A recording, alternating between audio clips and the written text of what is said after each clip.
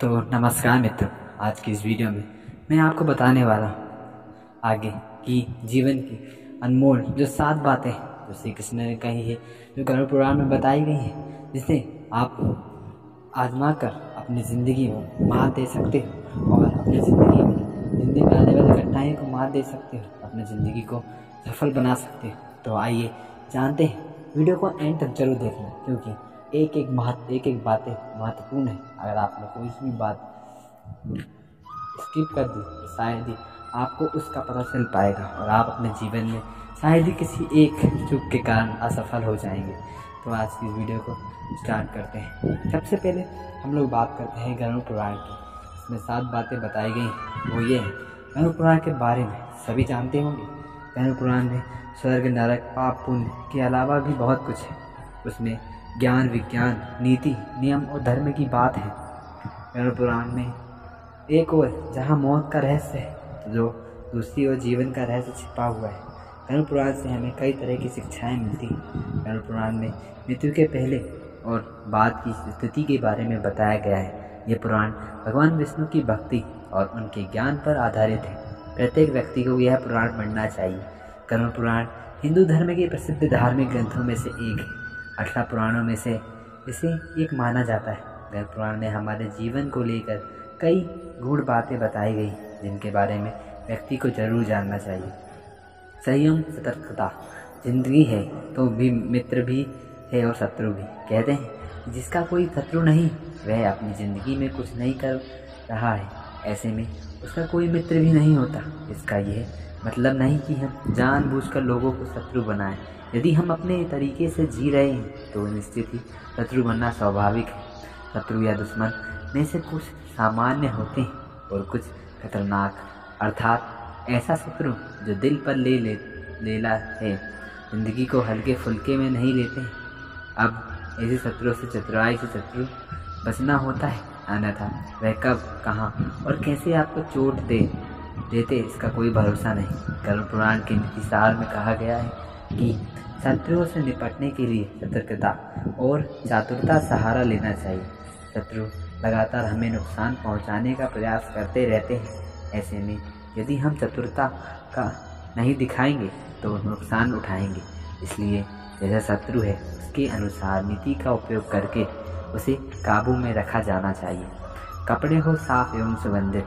यदि आप अमीर, धनवान या सौभाग्यशाली बनना चाहते हैं तो जरूरी है कि आप साफ सुथरे, सुंदर और सुगंधित कपड़े पहनें।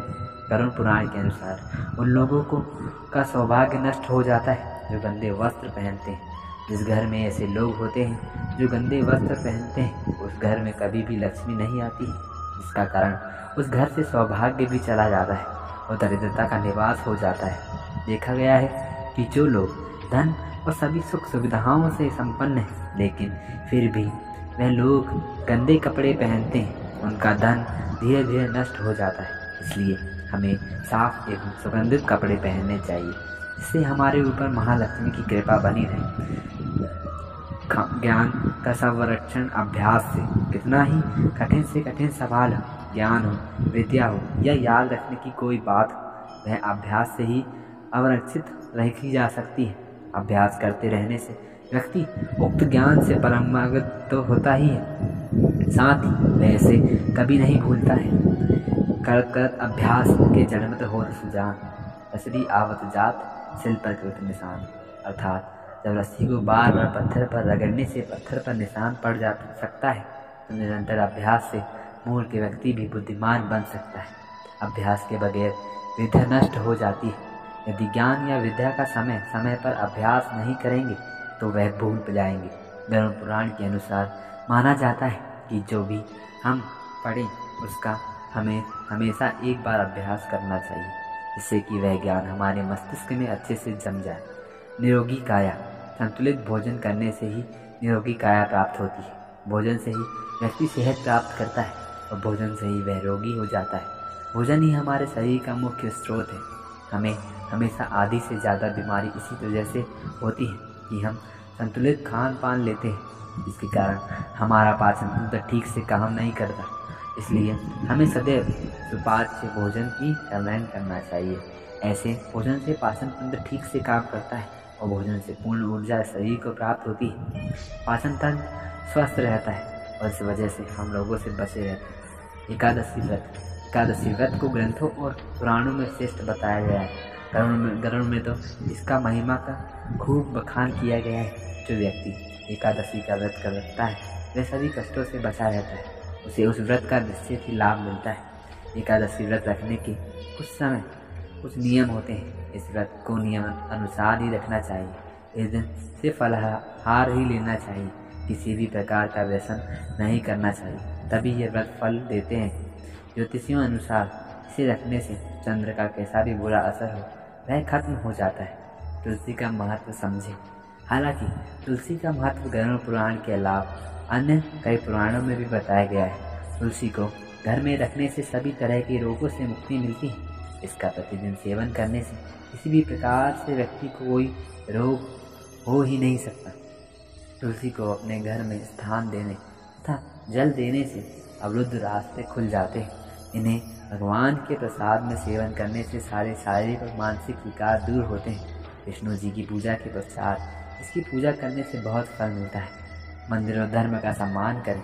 किसी भी देवी देवता या धर्म का अपमान करने वाले को एक दिन जिंदगी में पछताना होता है और वह नरक में जाता है। गरुड़ पुराण अनुसार ऐसे लोगों के बारे में बहुत कुछ लिखा हुआ है। गरुड़ पुराण अनुसार पवित्र मंदिर आदि जगहों पर, स्थानों पर गंदे काम करने वाले, अच्छे लोगों को धोखा देने वाले, किसी के आहार शान के बदले उन्हें गाली और उनका दुरुपयोग करने वाले, धर्म, वेद, पुराण और शास्त्र के अस्तित्व पर सवाल उठाने वाले को नरक से कोई नहीं बचा सकता। तो आज की इस वीडियो में बस इतना ही। मैं आशा करता हूँ कि आप गरुड़ पुराण की ये अनमोल 7 बातों को हमेशा याद रखेंगे और श्री कृष्ण द्वारा कहे गए अनमोल वचनों को भी अपने जीवन में जरूर अपनाएंगे और अपने जीवन को सुखद एवं समृद्ध बनाएंगे। तो हम मिलते हैं अगले वीडियो में। मैं ऐसे ही गरुड़ पुराण और श्री कृष्ण द्वारा कही गई अनमोल बातों को आपके सामने प्रस्तुत करता रहूँगा। तो हमारे चैनल को सब्सक्राइब कर लीजिए और इस वीडियो को लाइक ज़रूर कर दीजिए और अपने मित्रों को शेयर जरूर करिए, क्योंकि वह भी गरुड़ पुराण की इन बातों को जानकर अपने जीवन में सफल हो और समृद्ध जीवन बनाए। तो अभी के लिए जय श्री कृष्ण।